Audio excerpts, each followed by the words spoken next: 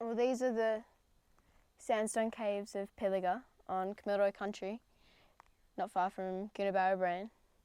And as we just said before, it's crazy that these exact sandstones is what they were using to make their tools and make their spears. Anyways, perfect location, if I do say so myself, to talk about the project.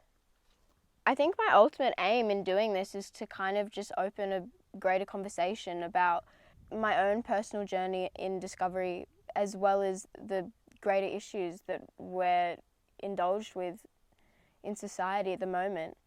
Being a young Australian girl and then having to discover my Indigenous heritage later in life was, a proud moment, but also quite a bit of struggle. And this isn't a sub-story, but there were elements of that were really difficult. So I think that the biggest struggle, but also kind of the thing that's guided me to what I want to put in this film, is the combination of my own personal journey along with the actual research element and seeing the bigger picture, because I could talk for hours about my own experiences and how that's affected me and blah, blah, blah, but I kind of want to go wider than that and see it at, a greater perspective and see how it not only affects me, but, it affects society, black fellas, white fellas, how everybody sees Indigenous people. And I think that's the really important element that I'm trying to capture.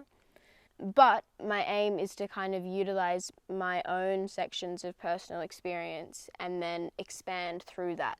So for example, my childhood experience at school was really quite interesting, and when I was in year 4 I kind of had that feeling, but there was no real knowledge or truth behind that. It was just a feeling, and I remember being a little kid with no proof of identity at all. And then I remember my teacher saying oh, is anyone in this class Aboriginal? And my hand went straight up, with no thought or consideration for that at all. I was just yeah, no, I am. I don't know why, but it's interesting how even though I was so young and didn't understand necessarily what that even meant, I just had such a strong feeling towards that word and towards that culture. And it kind of proves that no matter how far away it was in your bloodline, it's always in your blood. But then in early high school, when Dad and I really started working on finding our connection and piecing all those puzzle pieces together, and once we had that proof, I was really proud and confident and ready to open up to the world and be here's the proof, here's what you all wanted. I'm so happy, I'm so proud to be able to say that with truth and with honesty backing it up now. And that was really awful because, a lot of kids and even teachers just really didn't take it seriously and thought that I was lying. In other Indigenous kids as well, thought that it was, a scam, that it wasn't real, which was really difficult. I think that the only way I got through that was the Indigenous mentor at that school really led me through. That was really important. So that element of my childhood is the reason that I want to talk to another educator in that system and talk about the issues in the school environment that mixed Indigenous kids suffer from. Are they not getting an access to culture through the schooling system because people don't take them seriously, or they're getting bullied or questioned at school because of their Aboriginal heritage, that sort of stuff. And then I guess another section of my life I want to talk about is the acting and entertainment industry, because as a white-skinned Indigenous actress, I go for Aboriginal roles a lot, and I've never gotten an Aboriginal role. I've gotten a lot of work in the 10 years that I've been working, but I haven't managed to score anything where I can actually represent my culture. I really want to just use this platform and this film as a way to discuss the social discrimination and the racial discrimination towards our light-skinned Indigenous people, because I think that it goes really unspoken about. And I think that a lot of aspects of our society, including the media and just a lot of stereotyping, informs individuals to believe that Aboriginal people are only black people. And of course they are, and of course we were originally only black people, but because of assimilation and the Stolen Generation and the White Australia policy and the Aboriginals Protection Act, which mind you wasn't very protective, a lot of us are white now, and that's completely okay. And like they always say, no matter how much milk you put in coffee, it's always going to be coffee. So I'm really hoping to just bring some awareness to what life is like for people in the workplace or for young people like myself and for students and for those who are connecting with their culture at a later age and who are, struggling to find that connection because of all the burnt bridges and everything that's been hidden across such a long period of time. And I think this is probably the perfect place to do it.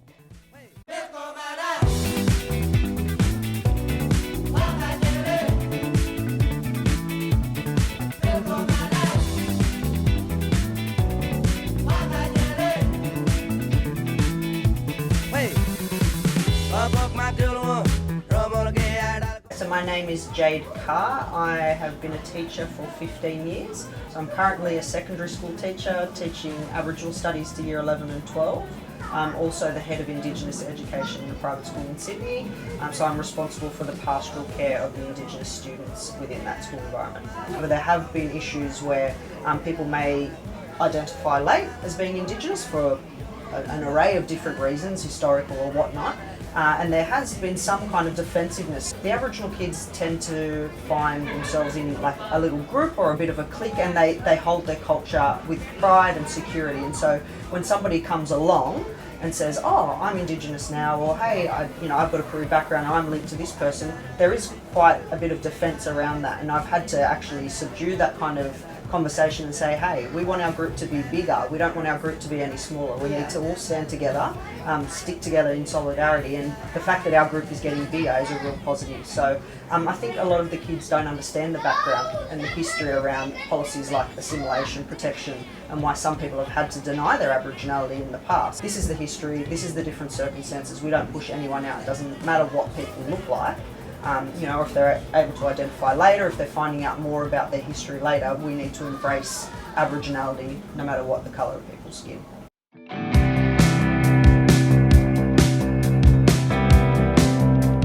So we're here on the block, which is a very well-known area for Aboriginal people here in Sydney. I live 2 minutes down the road from here, and we're in the middle of Redfern. And I'm really grateful, and I think it's really special that I've grown up so close to this part of Sydney, because everyone, non-Indigenous or Indigenous, knows that there is such a strong Aboriginal connection here in Redfern and in the surrounding suburbs. In Chippendale, which is the suburb that I live in Surrey Hills, in King's Cross, in Darlington. And I think it's really important that we maintain that. And I think that's really special, even though we're now living in an environment that is predominantly westernised. I'm really proud that I'm able to still be here and still feel somewhat of a connection to culture in the middle of Sydney. Hi, I'm Rupert. Tell me, do you like where we live? Yeah, I think it's a good area. I think there's a big diversity in culture, and I think we should be lucky to have that in comparison to some of the other suburbs in Sydney. I guess we're pretty lucky in the school context that we're in, where the community is quite accepting of diversity and difference. Yeah. We find the kids that are secure in a family name, so say Jones, for example, if it's a prominent name within the community, then people can tie them to that family quite quickly. Because of periods of dispossession, dislocation, forcible removal of children from families, a lot of people aren't connected to their mob, they're not connected to country, then that's when we come up with issues. You know a whole lot more, and this was the interesting thing, right? So you're coming to me with your history and the knowledge of your mob, and then we've got people that are from your mob and from your family going, I didn't know that. Yet your credibility was being judged. Totally. And that's something that doesn't sit right with me. I'm Graham Gillies. I've been an entertainment entrepreneur for about 30 years now, living here in Sydney. And I'm also your dad. Tell me about growing up as a kid and having all these thoughts and kind of second guessing, thinking about your ancestry, but not really having any facts and no one being willing to talk about it. When it stemmed from two levels. First level was being really young and just having I suppose an innate interest in certain Aboriginal things. But I grew up, I was in primary school in the 60s, and you got taught about, this is a boomerang and the words corroboree, and that was about it. It was such stereotypical. There was no reference to the true history of colonisation and some of the terrible things that happened. I was also fascinated by the one Aboriginal boy in my school, Peter Bandler. I think by the time I was, still a bit younger than you, I started to realise they don't really know anything. And there were inconsistencies between one told and what the other told and why this happened. Or there was lots of blanks, there were lots of dead ends. Now, they want to 10 kids, so they were big families and, you know, very different to how many families might be today.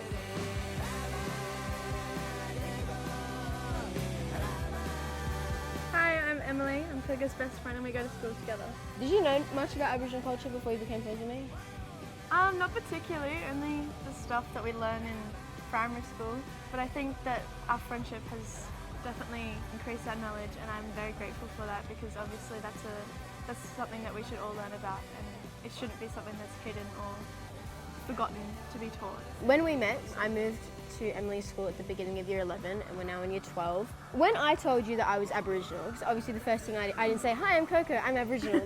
But when you found out, you know, I assume it was through word of mouth, or was it on my Instagram or like something like that? Did that like come as any form of like a shock? The reason I'm asking this is because there are some people who would be like, well, is she? Not at all. I have family friends who are both mixed Aboriginals, and it's just they've been in part of my life for forever because they're my mum's best friends. Yeah. So not at all. Like, you can come in whatever shape and size. Doesn't mean it changes your ethnicity. You know, we're really blessed in this time, you know, with the internet, obviously, with the digital age that we live in, that, you know, it is truly the information age. And when you're trying to find information on your family, on your ancestry, I wouldn't necessarily say it's easy, but it's much easier. And I think the first bit of gold was that a second cousin found out that up in Coonabarabran there was an official file which showed that Sarah, my great-great-great-great-grandmother, was an Aboriginal, a full-blood Aboriginal. And on her marriage certificate, it simply said Sarah Aboriginal X. And that got my curiosity. And through websites like Ancestry.com, I just started reaching out to other people.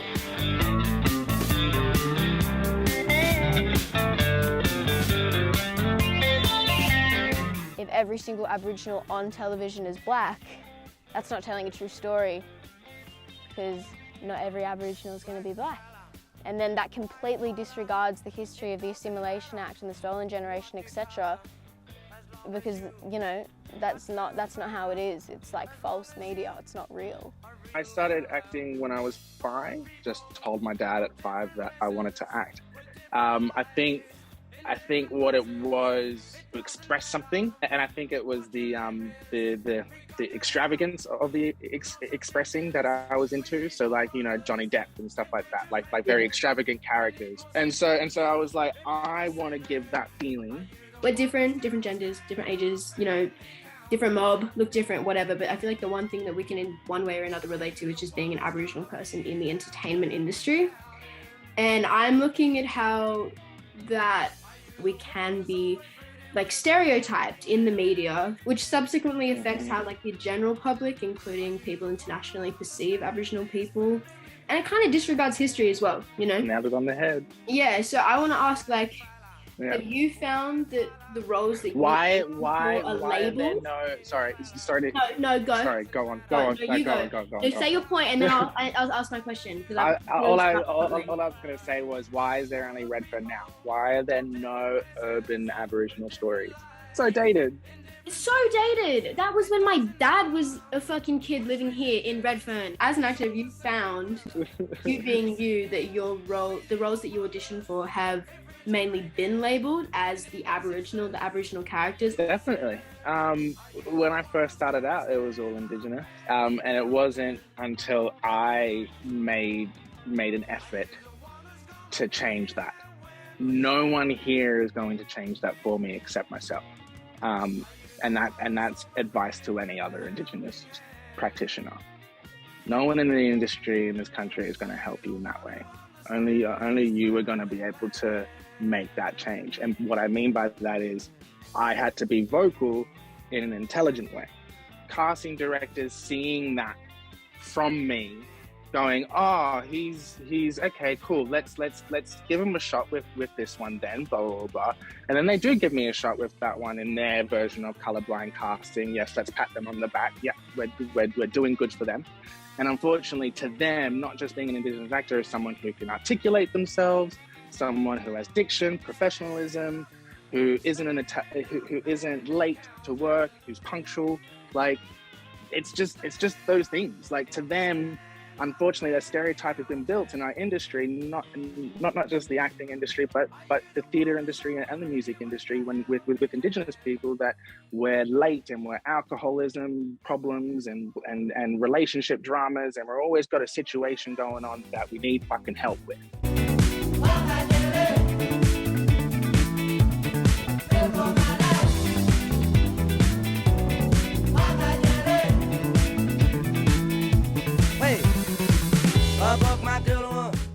First and foremost, there has to be cultural competence training for all staff in schools. I know when I was a university student, 16 years ago now, they had made one unit of our teaching degree compulsory on Aboriginal education.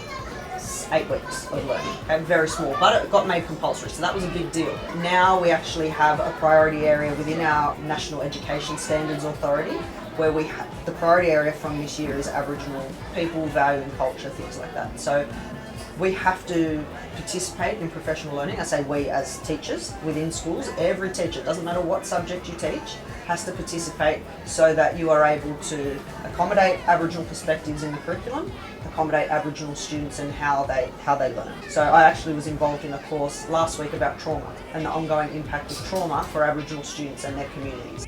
So what I've learned from that, I then come into the school, but it's my responsibility and my role, because I've gone and actually done that as a teacher, to come and share that information with my staff. Number one is cultural competence. You need to feel competent in culture before you can feel competent in your delivery of content and things like that. So there needs to be a support person that they can anchor to, such as myself in my role. When we're dealing with Aboriginal students, it's not just about the student, it's about the student, their family and their community. For me, like, not that this is about me at all, but like, just to like insert the perspective thing, is listening to that is just so fascinating, because I'm like on the opposite end of the spectrum. Like, I'm very aware of my white passing privilege.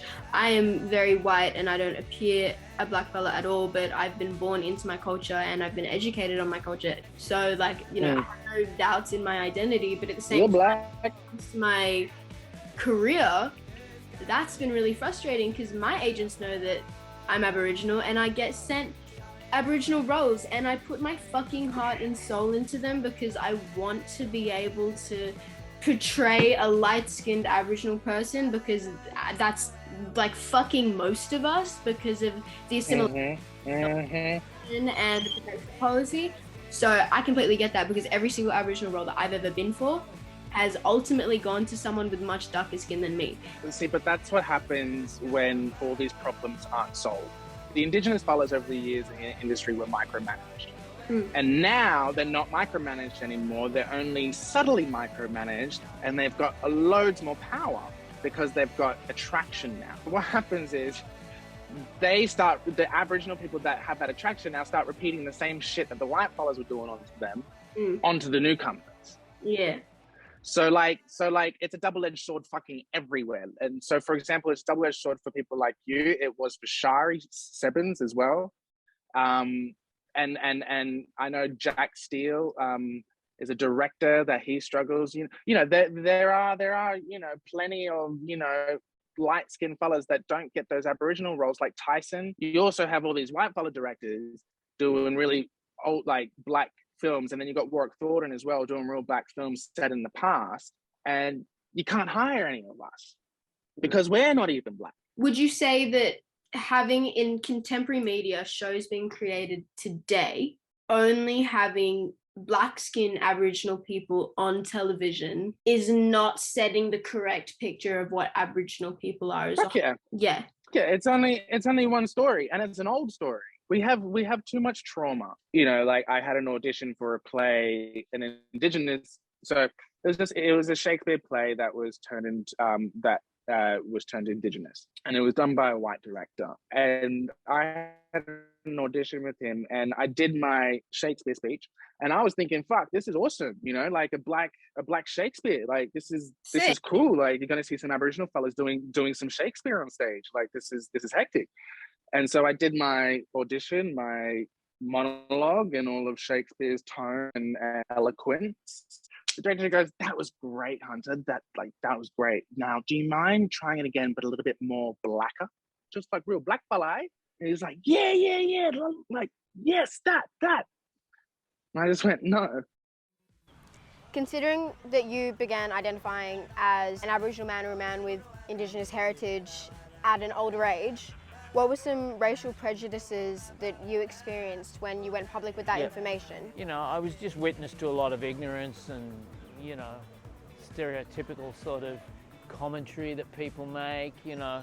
I think the worst of it was when, you know, I'd written that article that I've shared with you, which I posted, which told the story of the strong and proud line of females, including my mum, through to her mother Mabel and her mother Lizzie and her mother Emily and her mother Susan and her mother Sarah. And with that, you know, wonderful, undisputed line of strong women of Aboriginal descent, that was a story completed in its own, you know. So that gave me, not so much the confidence, but that gave me the forthrightness to share that with you. You know, this is a story no one can ever take away. This is history, this is fact. But then people would say ridiculous things like, "Ah, so you're Aboriginal now, are you?" So the sort of, you know, I can only call them silliness, but the sort of ridiculous things that happened was people would say things like, "Oh, you're trying to get a reduction in your school fees, are you? You want to get free healthcare?" And it's like, well, no. Do people even get that stuff? It's not even a part of my world to think in that way. But the big one, the one that does offend, and I've got to call it out as racism, is when people say something like, "Well, how Aboriginal are you?" Like it's, you know, like you have to step up and prove, "Well, I'm 50% or I'm 20%. You know, when I tell the story of my dad's family coming from Scotland in the early 1830s, no one ever says, "How Scottish are you?" Ever. But so many people, whether they say it to my face or not, I know, so many people have that inclination towards, "Well, you know, how Aboriginal are you then?" It's like, well, how Aboriginal do I have to be? 5% enough for you, or does it have to be 20%? You know, it's irrelevant because it's my story, it's our story, and it's, you know, something to be proud of.